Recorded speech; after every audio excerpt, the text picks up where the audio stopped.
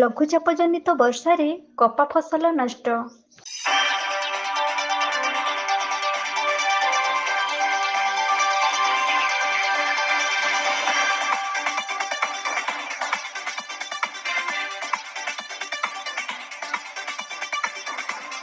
କପା ଚାଷ ଏକ ଲାଭଦାୟକ ଚାଷ। କପା ଚାଷ କରି ଚାଷୀ ଖୁବ୍ ଶାନ୍ତିରେ ନିଜ ପରିବାରକୁ ପ୍ରତିପୋଷଣ କରିଥାନ୍ତି।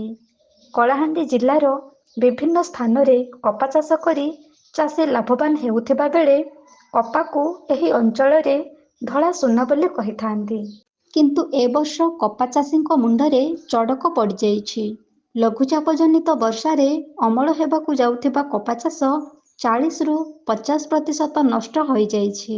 ମୁଣ୍ଡଝାଳ ତୁଣ୍ଡରେ ମାରି ଧାର କରଜ କରି ଅନେକ କିଛି ଆଶା ନେଇ କରିଥିବା କପା ଚାଷକୁ ଲଘୁଚାପ ଜନିତ ବର୍ଷା ଦାଉ ସାଧିଛି।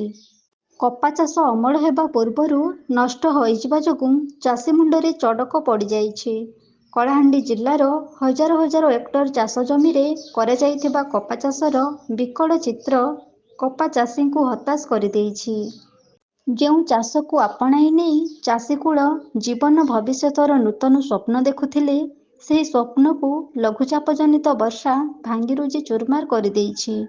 ଏମିତି ଏକ ଅଭାବନୀୟ କପା ଚାଷର କ୍ଷୟକ୍ଷତିକୁ ଭରଣା କରିବା ପାଇଁ ବିଭାଗୀୟ ଅଧିକାରୀଙ୍କୁ ଆକଳନ କରିବା ପାଇଁ କପା ଚାଷୀ ଅନୁରୋଧ କରିଥିବା ବେଳେ ସରକାରୀ ସହାୟତା ଯୋଗାଇ ଦେବା ପାଇଁ ସାଧାରଣରେ ଦାବି ହେଉଛି।